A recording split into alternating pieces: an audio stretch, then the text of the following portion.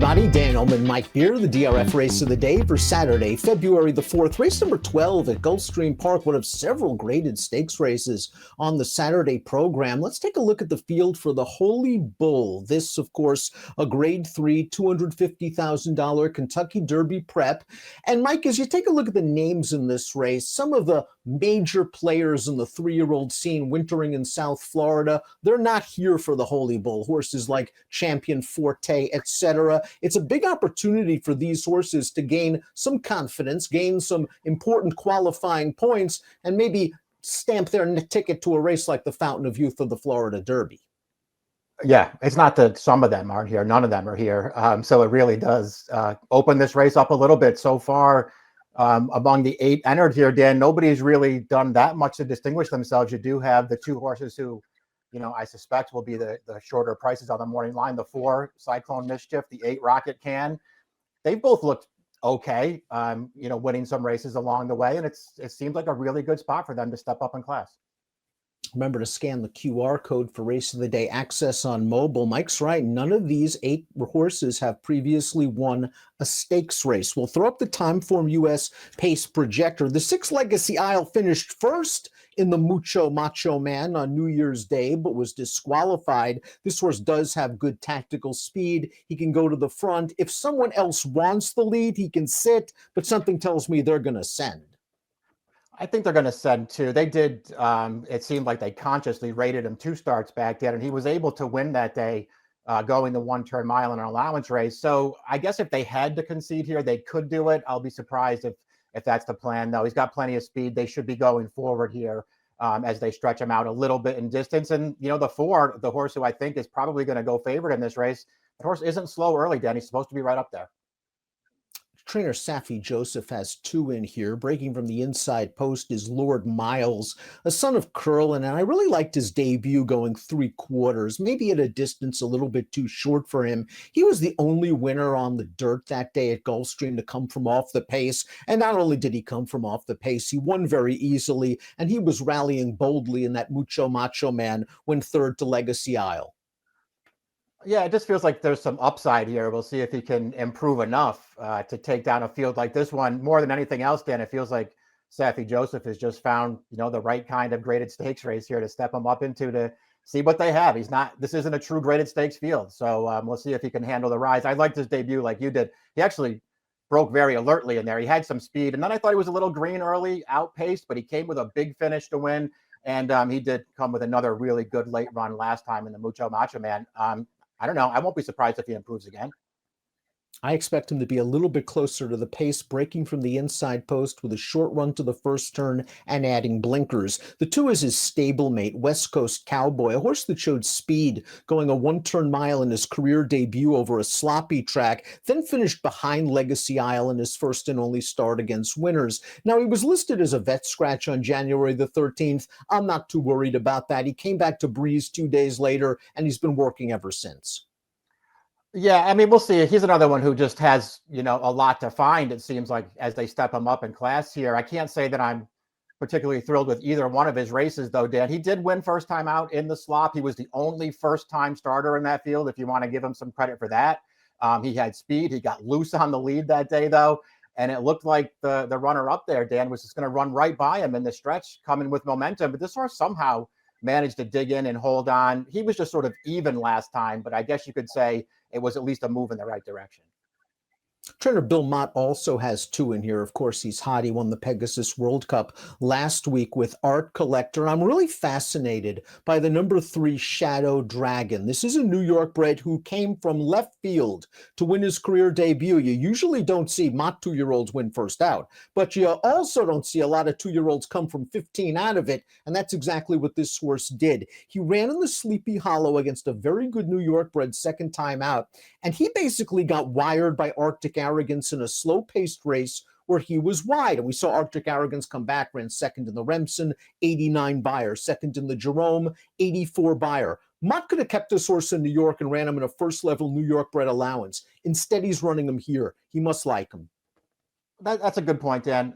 Certainly something to consider with this horse. He did come from absolutely nowhere to win his debut going 6 furlongs. He made a pretty strong run into that race.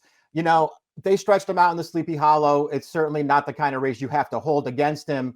I didn't personally see him do a ton of running in there, Dan. I didn't think he had a particularly tough trip. He was just sort of mid-pack, maybe 3 wide around the track there before they moved him wider in the stretch. And he just never really got into it, didn't have much of a finish that day. I don't know. It is interesting that he's here. He just wasn't the kind of horse I wanted to bet in this race, especially if he's, somewhere towards the back again.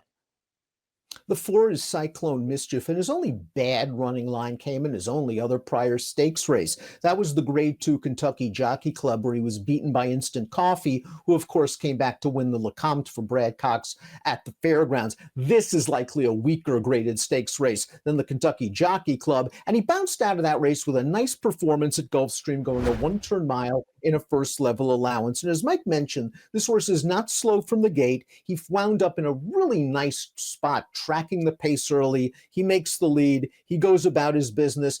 And if you believe that 90 Beyer speed figure, boy, if he runs back to that race, he's going to be tough. Yeah, exactly. I mean, if he runs a 90 in here, he's probably just going to win. We'll see if he's going to be able to replicate it. He did get a really good trip in that race. I gave him a little extra credit, Dan, just for getting off the inside as that field came to this stretch and coming through between horses. Is certainly the kind of move that could have worked against him, but he had no problem with it, and he won easy, as you saw there in the replay. Again, as we sort of talked about in the Open, I don't really have a problem with him. I'm not sure that he's going to turn out to be, one of the ones in this 3-year-old crop as time goes on, but it's certainly a good spot for him here. Dale Roman's looking for his first graded stakes win since Mr. Freeze, I think, back in 2020. Mr. Bob is up next, the number 5, and he was claimed by a very underrated trainer for $75,000 in his debut, and he came back to win for double that price, then was stakes place sprinting at Churchill Downs, and last time out in the Mucho Macho Man, that trip didn't exactly work out for him. Yeah, he did bobble a little bit at the start there. He wound up sort of back off the pace. I like the way that he improved his position up the backstretch in there, Dan, but all in all, I felt like he had room. He was into range in the stretch along with Lord Miles. They were sort of side by side there as that field came into the upper stretch, and this horse just got outkicked by Lord Miles pretty easily in there. That's the only thing that I really didn't like about his Mucho Macho Man last time, but he's another one. He's run fine since he's been claimed by this trainer. He could certainly improve again, and it's not the strongest field in the world. Legacy Isle drew the rail in his prior 3 races. He finally gets off of it here. He finished first in all 3 of those races, including the Mucho Macho Man, a race in which he did a lot of running from start to finish. This is a very solid pace, 45-1 for the half. We see him on his left lead. He's getting tired. He's drifting out. He's game to hold on. He's game to hold on, but it's the little shift out there is going to cost him the win somehow. He's going to wind up getting disqualified and play second here. That's Lord Miles, the 10, who's picking up a lot of late ground there to get up for third. He ran okay in there. I thought his prior 2 races maybe were a little bit better than that one, Dan, but he was up in class last time.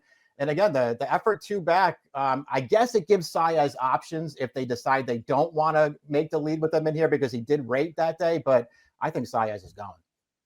His speed should play very well in this spot. He is stretching out around 2 turns for the first time. He has the pedigree to do it. We'll see if he really wants to go a mile and a 16th. Il Miracolo was a maiden winner 3 starts back at Gulfstream. They tried him in the Remsen. It was a sloppy track. He didn't break very well. But last time out in the Mucho Macho Man, I couldn't really find much of an excuse. Yeah, me too. He just sort of stayed on the inside from off the pace in there and just really couldn't get into it there. It just felt like he was overmatched in those last 2 races when they moved him up in class. So he's got plenty to find here. Mott's second entrant in the race completes the field, the number 8 Rocket Can, who simply improved since being stretched out in distance. A maiden winner going a mile and a 16th over a wet track at Churchill Downs. Last time out, he went right after the leader, Confidence Game, and looked like he was going to go right by him turning into the stretch, and he couldn't get by him, but it looked like that was a decent field. Confidence Game is now stakes placed. The 4th place finisher came back to win a 2 Life with an 82 Beyer.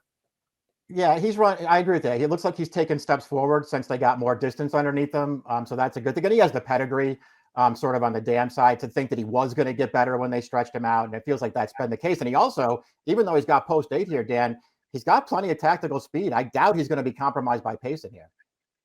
Before we get to our top selections, please click the subscribe button on the Daily Racing Form YouTube channel for the latest DRF videos. The Holy Bull, one of 3 Kentucky Derby qualifying points races this weekend. Let's take a look at our top selections. Mike Lord Miles has a ton of upside. He was running on at the end of that last race. He's got pedigree, connections, and he might be a playable price here. Yeah, that's why I took him, Dan. I mean, I feel like the 4 and the 8 are obviously the logical horses to beat in here, and it won't be surprising when they just complete the exacta. I kind of preferred the 8 to the 4, but I didn't really want to bet either one of them at a short price in here. And I think Lord Miles could be the horse to take a little bit of a step forward one more time here. It's a fair argument. We'll see if Cyclone Mischief has another race like the last one in the tank. His tactical speed, in my opinion, allows him to get these kind of good trips where he can sit just off the leaders and adapt to any kind of pace scenario. Now he's got to do it against better horses. 1846 for Mike, 4816 for me in the Grade 3 Holy Bull, your Saturday race of the day. Good luck.